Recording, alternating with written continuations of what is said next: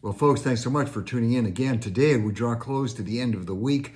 Going to share some things with you today, some news items you are not hearing, and you wouldn't even have seen these in mainstream media in terms of behind the scene on the main items. Let's jump into it right now. Amazing situation. We're seeing Israel and Lebanon holding a meeting, and in the meeting, you've got behind the people who are convening in that meeting, and it's peace talks of sorts. You have the Israeli flag and the Lebanon flag side by side. That's unheard of that those two, Israel, of course, would never be reluctant, but that Lebanon would do that, and the government of Lebanon, it's a stunning sign, a huge sign that they know is going to carry major impact. And along with some of the other items we're looking at today, it's kind of amusing, but sort of sad that where there has been some real progress, actually, and some hope for signs now on the Iranian war situation, you're going to see where mainstream media, because of the deep loathing, it's actually a loathing, it's actually a hatred. Mainstream media always wants to deal with hatred. And yet, as we've said before, and I certainly do not endorse every policy that President Donald Trump has ever come out with. Certainly don't agree with him on tariffs and other things related to Canada. But I say again, if he discovered the cure for cancer, there would be people who would not take it because it was him being involved. You're going to see that in some of the announcements today and others where he needs to take some responsibility. So amazing thing, Hezbollah on the run in Lebanon. And remember, Israel attacks the Hezbollah bases in Lebanon. They do not attack the country of Lebanon. And Lebanon now finally that they see Iran is diminished and they don't have to fear Iran because they always did. They are stepping up peaceful talks with Israel. So an amazing development there. More pictures surfacing in media today about schools in Lebanon where the kids were evacuated by warnings from the Israel Defense Forces. And then when the Defense Forces go into those empty schools, just finding huge caches, storages of weapons of all types. So again, Hezbollah and the terrorists will use schools, they will use hospitals to hide and to actually fire their artillery from. Well, France and the UK have made a bold announcement, if you can call them bold, that once peace has been established and they're not going to get involved in the dispute, they're not going to get involved in taking firm action against Iran, but they're saying once everything's peaceful and settled, then we'll come in and we'll control the Strait of Hormuz. So a little late coming to the party there, but again, it should be the European countries that are involved in discussions relative to the Strait of Hormuz and allowing shipping through there. So we'll see. Thank you, France. Thank you, UK, for not showing up on that one. A number of scientists now coming out and saying, and these are scientists, some in the EU and also in the US, saying to Trump and to the administration there, please do not trust the Iranian regime. And it's these scientists who are saying the Iranian regime, they are liars, they are cheats, they will never tell you the truth about their nuclear weapons plan. So good warning there. And something that's even more significant coming out of Iran, you have an Iranian minister, cabinet level minister, Mr. Abbas Araghchi, and he is saying and he is confirming that they are going to work to keep the Strait of Hormuz open and safe. It's a statement they haven't made yet before, and we'll take it at face value. Let's see if it develops. And right after he made that statement, it just shows how quickly the markets react.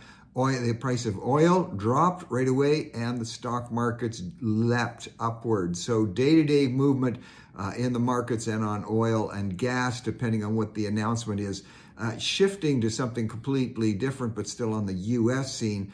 The quite well-known lawyer David Marcus, who has defended in the past, usually celebrities and celebrities in tough positions. He is Ghislaine Maxwell's lawyer. And of course, Ghislaine Maxwell, the counterpart to Jeffrey Epstein. He is saying that he's pressing hard for, and he thinks there's going to be a pardon given to her, a presidential pardon. We'll see how that rolls out. She has in the past In previous statements, she has cleared Trump. She has said he was never involved with Jeffrey or the girls. Certainly, they were friends way back, and they were seen at parties together, as about 10,000 other people were. But it's sort of interesting now. Will President Trump actually pardon her? She's serving a 20-year sentence right now. And so we're going to go to, as you know, sometimes we do in the show, we go to some of the leading predictor apps. These are the apps where people can go and bet on just about anything happening. So the one app, platform, it's called Predict It. They say there's only a 3% chance that President Trump will in fact pardon Ghislaine Maxwell. But Polymarket, which gets a lot of attention and makes a ton of money from people betting on just about anything, they say a 20% chance probably later in 2026, maybe after the midterm. So let's see what happens there. The interesting story over at the Wall Street Journal today.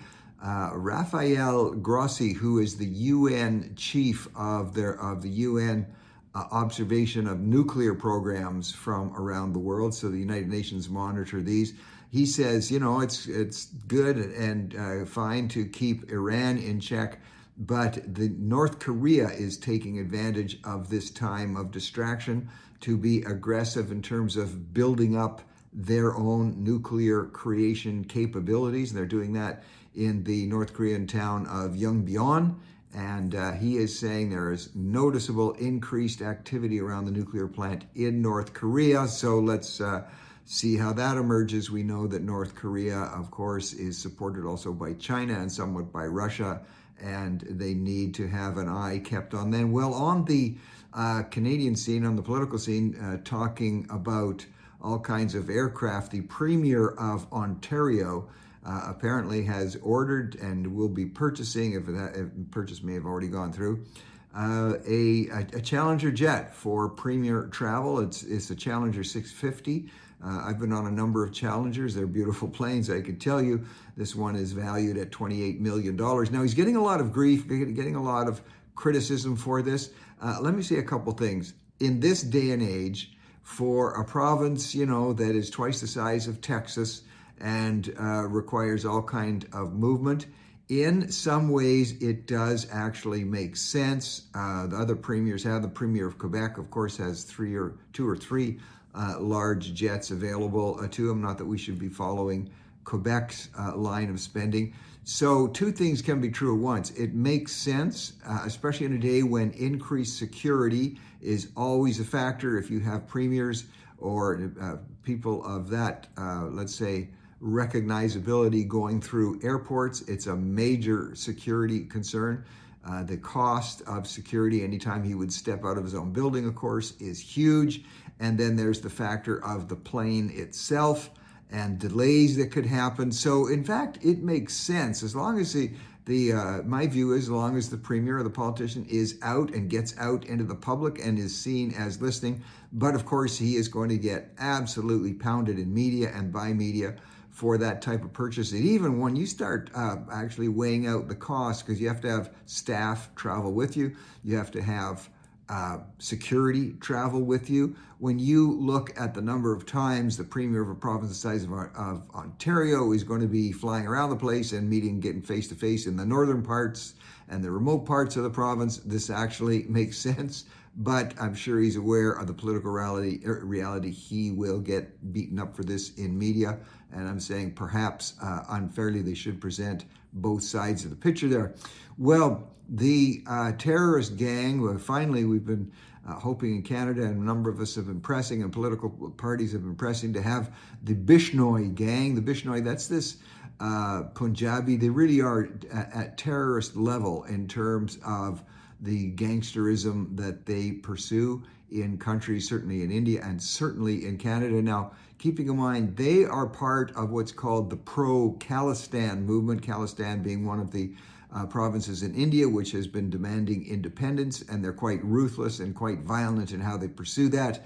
And the Bishnoi band has been active in the Punjabi community in Canada, and even having certain murders placed on them, people saying this is where it's coming from. So it was a long time coming, But by naming a group, a terrorist group, you can seize the assets, you can be more aggressive with the individuals in that group. So we'll see if that makes any difference, and hopefully we'll turn down the temperature on the Khalistani separation issue. That is an India issue. It should stay out of Canada, and people should not bring that fight to Canada. Well, we're seeing record numbers now. The International Monetary Fund, I'll tell you what, whenever the International Monetary Fund starts to talk about the financial state of a province, of a country, or a state, it is not good news. I was Minister of Finance in Alberta for a number of years. I know what it's like. You meet with those people, they watch your spending, and they've got Canada on a watch list. This is very sad to think about, as if we were a third world country. But Canada's debt now has exceeded the 2 trillion, significantly exceeded the 2 trillion mark. 1.5 trillion of that is from the federal governments, and 1.2 trillion is all of the provincial governments defined. Because of the way Canada has a confederation, remember confederation, the word con, we are not a federation, we are a confederation. The GDP now and our debt are at about the same number. So all the amounts of good, the full value of all the goods and services that we produce in the entire country, just about coming equal. The debt now just about coming equal to that. That is not a good situation. And IMF commenting on it. I remember in the 90s, and the IMF even talks about the 90s, when I was a cabinet minister in Alberta. And because Ontario's debt was so huge under the government of Bob Rae, the NDP, it was completely out of control. It affected the borrowing rate across the country, because a certain rate is assigned to a country when it has to borrow heavily. So people across the country were paying for the grossly out of line expenses of Bob Rae's socialist government. That goes back to 1993. Same situation now developing, with the IMF giving a poor score to Canada. Mainstream media will not report on this. It's probably going to be a couple more years until their absolute love affair with Prime Minister Carney starts to wane just a little bit. They don't look at facts, they only look at the figure. And the federal government just posting a $78.3 billion deficit. That's the largest ever deficit in Canadian history outside of the COVID period. And you hardly hear a word about that from Canada's adoring mainstream media, but the International Monetary Fund not quite as happy.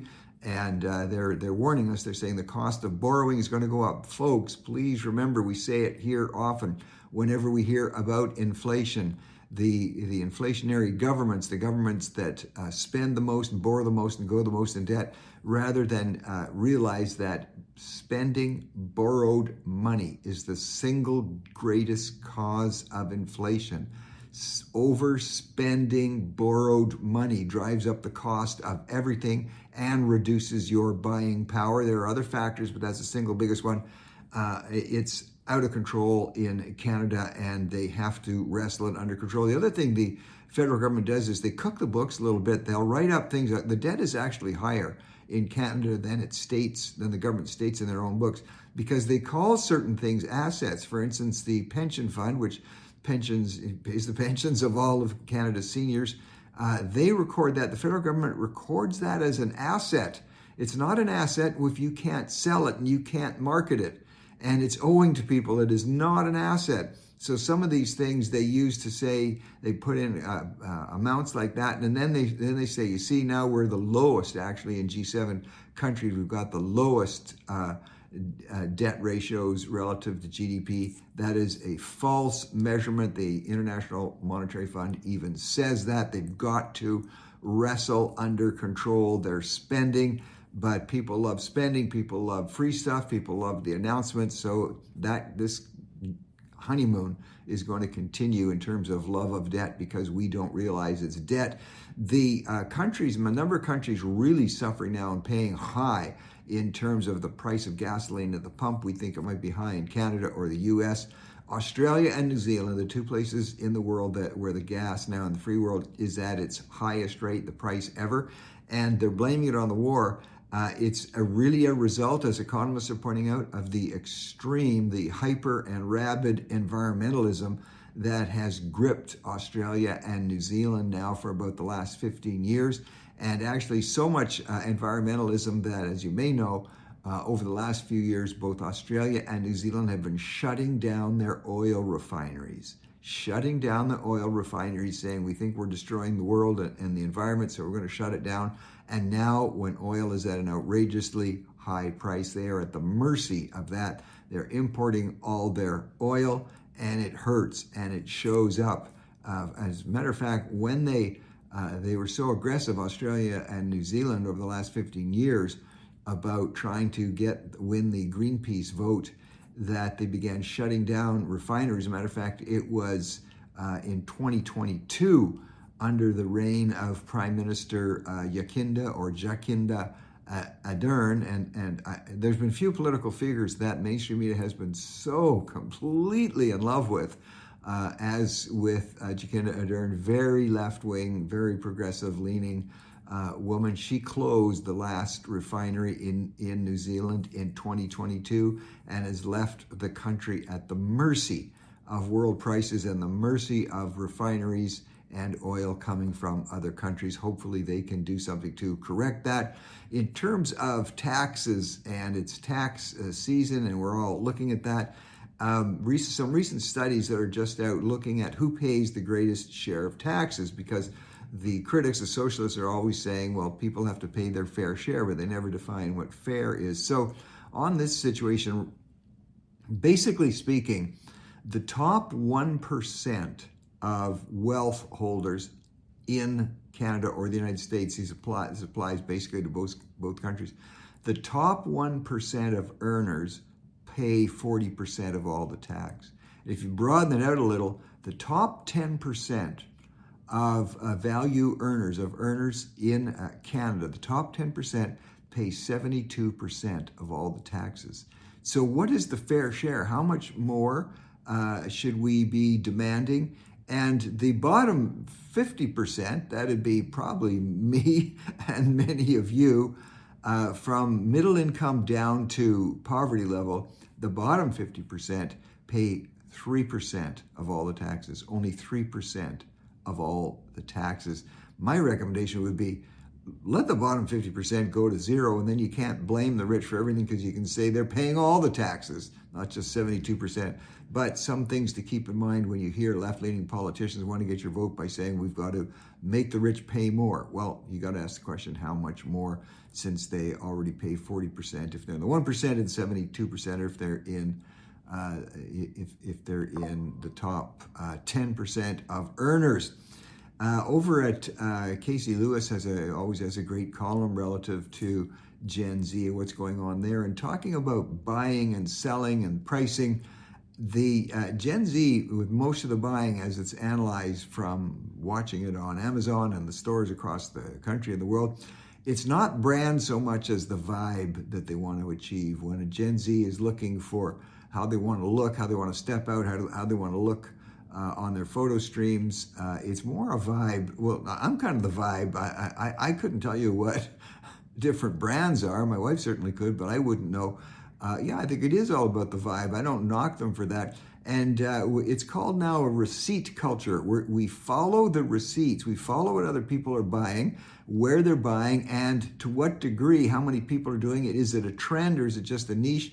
And then Gen Z is making their purchases based on the observations from the receipt culture, from watching where other people are buying. That way, trends tend to increase rapidly, but they also tend to shift rapidly if the receipts start dropping. The situation becomes very interesting too when you realize that added to this type of impulse buying is how quickly you can buy, of course, just by a touch phone, and what's happening. And then very much, we've reported on this before, an increase in thrifting, secondhand shopping, huge increase there. And so when you hear about thrifting increase, then the thought is coming out, so is Gen Z saving a lot of money? Well, they're saving money on an individual purchase, but with all of these things I've just talked about, the vibe buying, going for trends, following where the receipts are going, and the quickness and the ability to make the actual purchase, you're actually seeing more items being bought, but individually at lower prices, and Gen Z running out of money.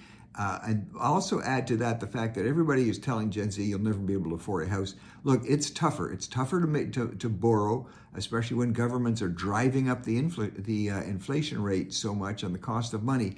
But folks, you can still get a down payment. Many countries, Canada is one of them, you can get a down payment at only 5% of the cost of the home for the down payment if it's your first buyer. Keep looking at that long term, folks. The world is not coming to an end yet. And I say to our Gen Z and to my kids and grandkids, look for the long term.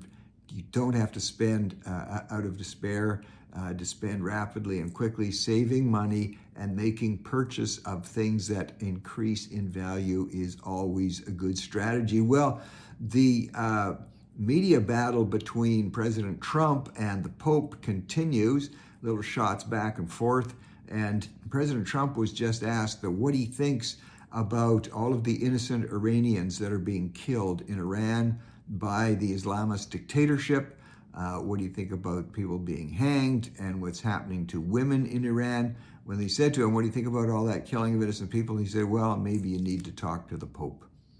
Kind of an interesting response, given the fact that the Pope says we should never go to war. Maybe there are some things worth going to war for to protect people. I'll leave that debate to those of you who are far more pure than I am. Well, the Pope himself is in Africa right now, and you have to hand it to him, just the effect of his presence.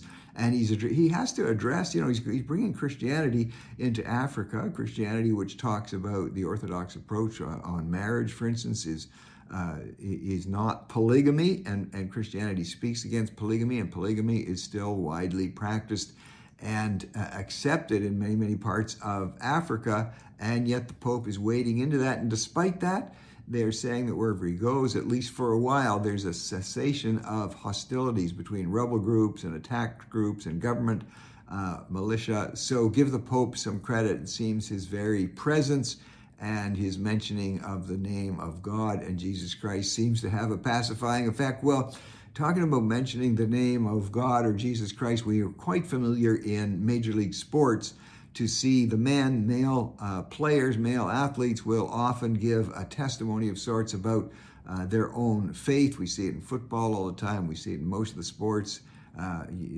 It's quite commonplace. And I find it kind of refreshing, actually, that people aren't afraid to speak up about their faith. But now in the women's leagues, Sophie Cunningham, who, if you don't follow women's basketball, very famous, one of the top players. She plays for the Indiana Fever. And she has come out very publicly talking about her faith, but the fact she's recently had adult baptism, and how she trusts God and how she trusts Christ. So women are saying to the men, great to hear you speaking up on your faith. We can do that too. Folks, have a great day. I'll give you a weekend wrap up, what to look forward to for the week ahead tomorrow. Have a great day. Thanks.